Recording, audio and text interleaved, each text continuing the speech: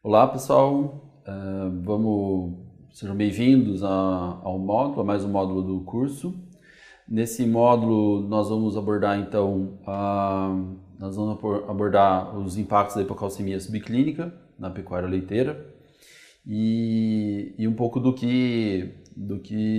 das consequências que tem do problema, né? O que é a hipocalcemia e um pouco dos problemas. Então, o tema em si, né, o que a gente vai falar, a nossa agenda eu apresentar um pouquinho, falar rapidamente do período de transição, onde o problema principal se localiza, falar um pouco por que as vacas têm hipocalcemia, a incidência e os prejuízos que ela causa no rebanho. Então, o que a gente tem observado é que já há bastante tempo tem se dado muita ênfase no período de transição. Não só em eventos, em publicações, mas a gente vê as fazendas de fato mudando bastante coisa nesse sentido, né, e melhorando. E parte desse progresso que a gente tem visto em fazendas no Brasil inteiro, com melhora de resultado, parte dessa melhora se deve, com certeza, à melhoria no período de transição. Dentro do período de transição, a gente tem uma série de problemas. Então, a gente vai abordar um pouquinho um desses problemas, que é a hipocalcemia. Então, nossos objetivos aqui vão ser discutir os fatores que levam as vacas a apresentarem hipocalcemia, a incidência relatada por valores de literatura, e os impactos sobre a performance reprodutiva, performance zootécnica e aspectos econômicos. Então, o que é o período de transição? O período de transição, acredito que isso é um tema bastante divulgado, mas para a gente embasar, né, para a gente deixar claro, ele envolve uma parte do ciclo de produção. Do intervalo entre um parto e outro de uma vaca, o período de transição responde por aproximadamente 6 semanas. Então existe um período seco lá de aproximadamente 60 dias. O final do período seco, os últimos 21 dias do período seco e os primeiros 21 dias de lactação configuram um período de transição. Então no período de transição, a gente tem o final do período seco e o início da lactação. E esse período é importante porque é onde ocorre a maior parte dos problemas de enfermidades com as vacas, né? Talvez mastite, que tem um pouco mais de incidência no final da lactação, mas o restante, a maior parte, e mesmo mastite também, né, é importante nesse período. Então, o período de transição é um período extremamente crítico da produção de leite e um dos problemas que aí faz parte é justamente a hipocalcemia. Então, por que as vacas têm hipocalcemia? Então, a hipocalcemia é a redução da concentração sanguínea de cálcio, além de um valor que a vaca não consegue compensar. Então ela sofre diversos desafios ao longo do tempo e vai tentando manter essa calcemia. A hipocalcemia, quando ela não consegue enfrentar um desafio qualquer, a gente já vai falar sobre isso, e ela acaba tendo então uma redução dos níveis de cálcio. Então a hipocalcemia pode ser clínica, onde há sinais evidentes do problema, né, como é o caso da febre do leite, a vaca caída, ou ela é subclínica, onde não se percebe diretamente nenhum sinal clínico. É necessário algum método indireto para se diagnosticar o problema. E ela ocorre justamente pela incapacidade do organismo da vaca em manter a calcemia no próximo ao parto, né? No caso da vaca, pós-parto. Então, a vaca vai ter uma demanda muito grande para a produção de leite e colostro e ela não consegue atender essa calcemia. Então, ela não consegue manter os níveis normais de cálcio e esses níveis vão cair. Então, a calcemia normal varia de 8,5 a 10 mg por decilitro. Se esse valor estiver abaixo de 8,5 e até 5, até próximo de 5, ele é classificado como hipocalcemia subclínica. E se ele estiver abaixo de 5 mg por decilitro, já é classificado como hipocalcemia clínica. No momento do parto, então, pela síntese do colostro nas últimas horas e principalmente, né, a liberação do colostro e a continuação da secreção, né, a partir daí já se indo, né, se transformando para leite, gera uma demanda muito grande de cálcio. Então, o que a gente pode perceber nesse gráfico é que todas as vacas têm uma queda praticamente todas as vacas, né, de produção mais intensiva, uma vaca de maior produtividade, ela tem uma queda no nível do cálcio. O que acontece é que algumas vacas têm uma queda mais acentuada. Então, o ponto zero do gráfico ali é o parto e aquela linha que está sendo adicionada, uma linha vermelha que está sendo adicionada ali, ela mostra esse limiar, né? Esse valor que era aceito como hipocalcemia, no passado ele foi mais baixo, né? E hoje se aceita valores entre 8, 8,5, 8,6. São os valores. O que nós vamos usar aqui é o valor de 8,5 como referência. E o que acontece então nessa fase? Então o que acontece aí, nesse slide a gente pode perceber, que mostra a manutenção da calcemia numa vaca seca. Numa vaca seca, a demanda de cálcio é muito baixa. Então é basicamente o feto e ele tem ali em torno de 2 a 3 gramas de exigência de cálcio para a formação do seu esqueleto no final da gestação. Ela come razoavelmente, né, em termos de quantidade de matéria seca, e ela tem uma ingestão ali aproximadamente, né, esse é só um exemplo, de 120 gramas de cálcio. Nessas 120 gramas de cálcio, assume-se nesse exemplo aqui um coeficiente de absorção de 35%. Então, dá para ter uma ideia da quantidade de cálcio que acaba entrando e da quantidade de cálcio que ela vai usar. O que ela não usar, ela vai excretar. Então, existe uma excreção renal, relativamente pequena também, e como ela está seca, né, ela não está em lactação ainda, a demanda do úbere é muito baixa. Então, a reabsorção óssea é baixa, nós vamos falar disso ali, em seguida nós vamos falar, a reabsorção óssea é baixa, então a vaca está numa situação bastante tranquila. O problema é esse, né? Se é que podemos chamar isso de um problema, isso é uma coisa muito boa. Então, nessa situação do parto, a partir do momento que a bezerra, na natureza, né, que ela nasceu, ela começaria a mamar e o animal, a mãe teria que produzir, aumentar a produção a secreção da glândula mamária. Então, nesse momento, há uma demanda muito brusca de cálcio por essa vaca. E o que vai acontecer nesse cenário, então? Há uma redução da ingestão de matéria seca.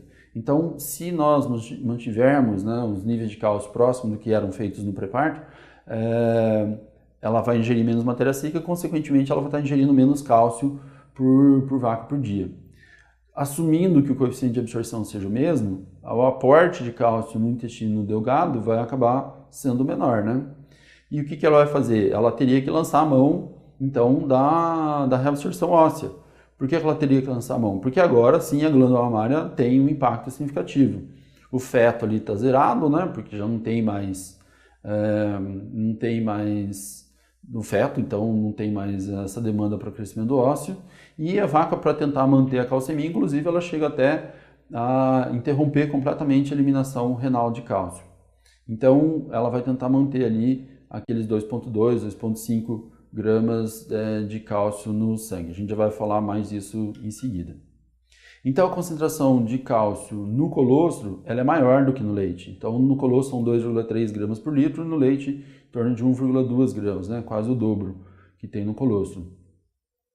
E o cálcio, não é que falte cálcio no organismo, porque a vaca tem muito cálcio, né? O cálcio tem uma grande quantidade, é o principal mineral do organismo, mas 98% desse cálcio está localizado, está depositado em ossos e dentes. O cálcio circulante em torno de 1% e outras fontes em torno de 1%. E o cálcio, então assim, o cálcio circulante, que é o que vai ser importante para atender essa demanda da glândula mamária, ele é relativamente pequeno se a gente comparar com o todo, né? E o cálcio é importante porque ele tem funções muito distintas, desde o próprio osso, né, formação de tecido ósseo, coagulação, a cascata de coagulação, ele que desencadeia, contração muscular, ativação de células do tecido linfático. Então ele tem uma série de funções no organismo. Então toda vez que houver uma diminuição do nível de cálcio, várias dessas funções são prejudicadas. A gente acaba vendo algumas mais pontualmente no caso das vacas de leite. Desse cálcio circulante, desse 1% ali, em torno de 50% a 55% é cálcio ionizável. 45% é cálcio ligado à albumina e 5% é cálcio complexado a outras moléculas. Então, como é que a vaca faz para manter a calcemia? Então, eu citei aquele slide de maneira mais geral, comparando uma vaca seca com uma vaca lactação, mas são 3 mecanismos básicos, então. Ela tem a reabsorção óssea, ou mobilização óssea, ela tem a absorção intestinal para fazer isso e a excreção renal, sendo que 2 vias são de entrada, né? A reabsorção óssea e a absorção intestinal. E a via renal é uma via de excreção. Então, há 3 mecanismos principais que a gente viu. Então, ela tem 2 vias de entrada, que é a reabsorção óssea ou mobilização do cálcio no tecido ósseo, e ela tem uma via de saída de excreção, que é a via de excreção renal. O cálcio também é excretado via as fezes, mas aí é o cálcio que não foi absorvido na dieta, que, diga de passagem, é uma proporção grande daquilo que a gente fornece para o animal. O coeficiente de absorção do cálcio ele é relativamente baixo. Então, boa parte do cálcio que a gente fornece na dieta acaba saindo pelas fezes mesmo. E parte do cálcio que foi absorvido vai sair via rim, se for necessário. Então, existem alguns hormônios que atuam nessa manutenção do cálcio. A calcitonina, né, a seta indicando para baixo, ou seja, ela é um hormônio hipocalcemiante, ou seja, ela faz baixar o nível de cálcio da corrente sanguínea.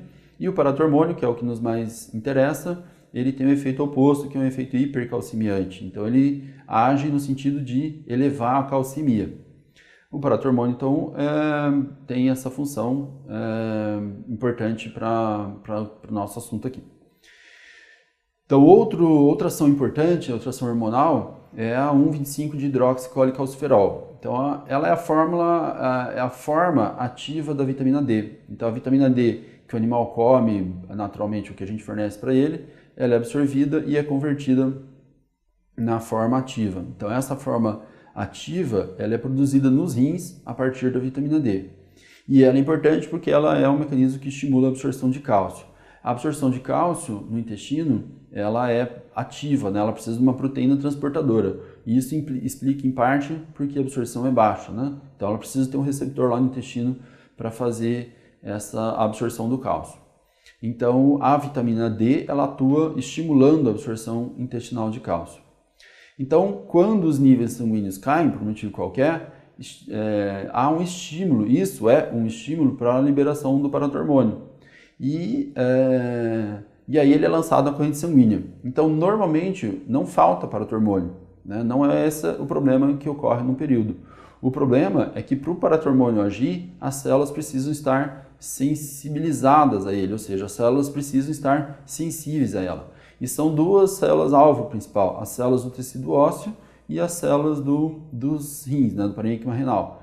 As células renais para a produção da 1,25 de hidroxicólicalciferol, que vai estimular a absorção do cálcio, e as células ósseas, né, para fazer a reabsorção do cálcio, então. O que a gente tem então? Nessa imagem, a gente tem a representação da calcemia, de um mecanismo de manutenção da calcemia, né? Então, esse mecanismo aí, o que ele mostra? São 3 painéis, né, vamos dizer assim, 3 cenários diferentes. O cenário A é uma situação normal, então o pH fisiológico, 7,35, nível de magnésio normal. Nesse cenário, o que vai acontecer? A gente já vai voltar nesse slide aí. O que vai acontecer? O que vai acontecer é o seguinte, diminuiu a calcemia. Então, há uma liberação do paratormônio lá pela paratireoide. Ele vai agir no receptor, né? O receptor vai estimular a produção de uma proteína, essa proteína vai estimular a produção do AMP cíclico. O AMP cíclico é que vai, então, fazer com que os rins produzam, nos rins, ele vai produzir, então, a 1,25 de hidroxicólicalciferol, e no tecido ósseo, ele que ativa, ele que estimula, ele que ativa mesmo, né, o osteoclasto. O osteoclasto é uma célula presente no tecido ósseo que faz a reabsorção do mineral, que faz a reabsorção dos ossos, né, do tecido ósseo. Então, para que haja tanto a produção no rim quanto no tecido ósseo precisa ter MP cíclico. E o que acontece então? Na condição normal, o MP cíclico é produzido de acordo com a presença do magnésio e com o pH.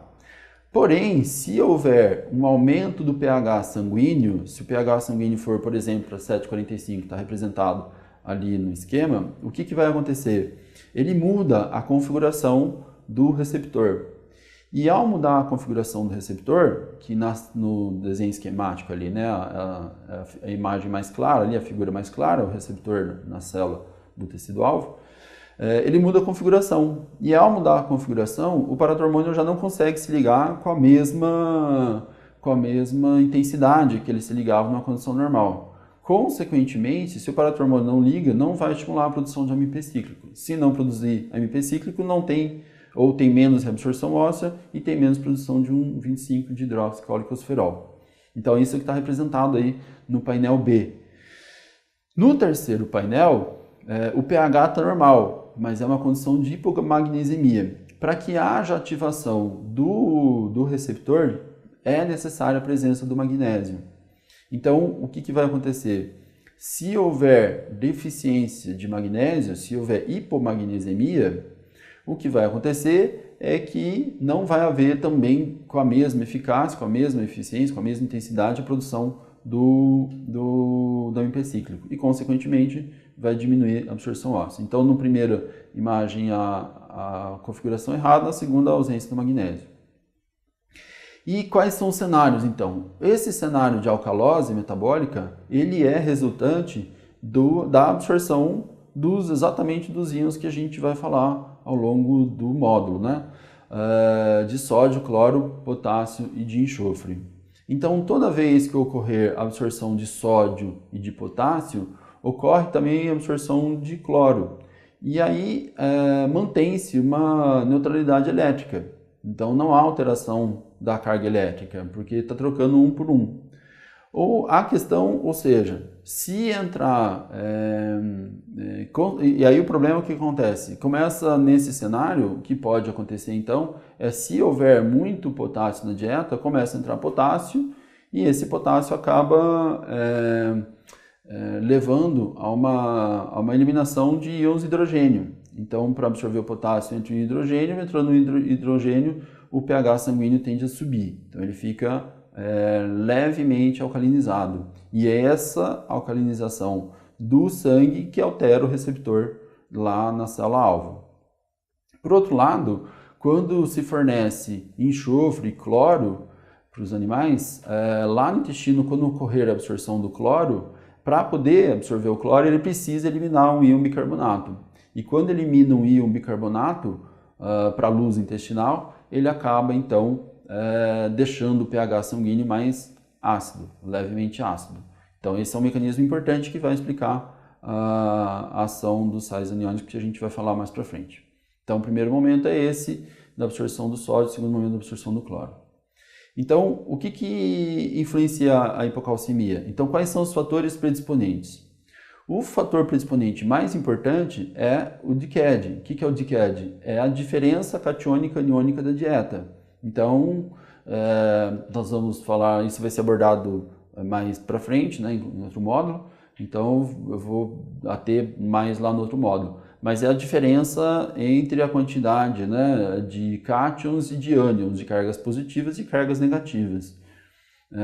Então, quando há uma absorção, quando há um fornecimento, uma ingestão grande de cátions, de sódio e de potássio, leva-se a uma alcalose metabólica, uma leve alcalose metabólica. E essa leve alcalose metabólica altera a configuração do receptor e diminui a ação do paratormônio, tanto em tanto em rins quanto em tecido ósseo.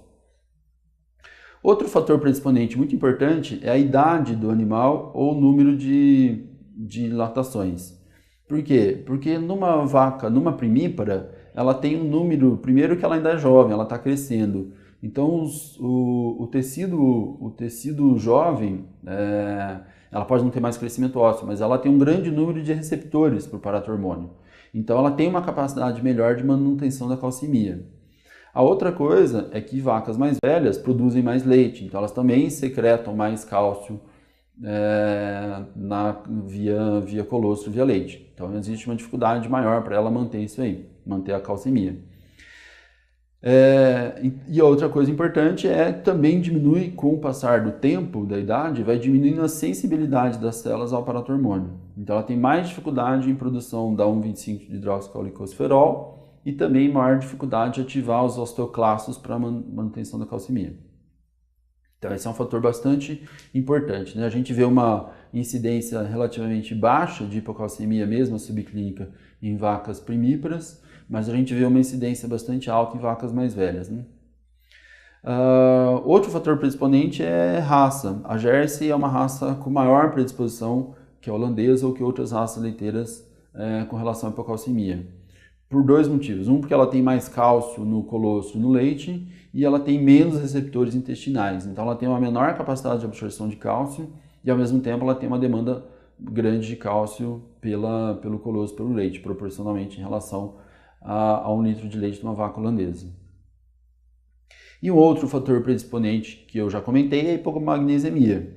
Então ele é importante para que haja ativação do AMP cíclico, né, quando o paratormônio se liga ao receptor. Então a presença do magnésio nesse momento é muito importante. Então os valores normais de magnésio no sangue são de 1,8 a 2,4 mg por decilitro, e na hipomagnesemia esses valores vão cair aí abaixo de 1,5, 1,2, 1,1, pode chegar a isso. Então se houver hipomagnesemia, pode haver, né, isso predispõe, isso facilita a ocorrência de hipocalcemia também. E a hipomagnesemia, o quadro clínico mais conhecido dela é a tetania das pastagens. Então, o que ocorre? O magnésio, ao contrário da maioria dos outros minerais, ele é absorvido essencialmente no rumen e no retículo. Como ele é absorvido no rumen e no retículo, ele é muito dependente do pH da luz. Então, quando o pH do rumen e retículo sobe, diminui a absorção de magnésio. Além disso, o potássio também atrapalha, o excesso de potássio atrapalha a absorção de magnésio. E ainda pode se formar um complexo, né, de substâncias que estão presentes em forragens, principalmente, elas podem se quelar ao magnésio, e aí tornando esse magnésio indisponível. Por isso é que, em condições de pastagem, pode ter, e aí o quadro característico é a tetania da pastagem. Então ela é um fator predisponente da hipocalcemia. Ok?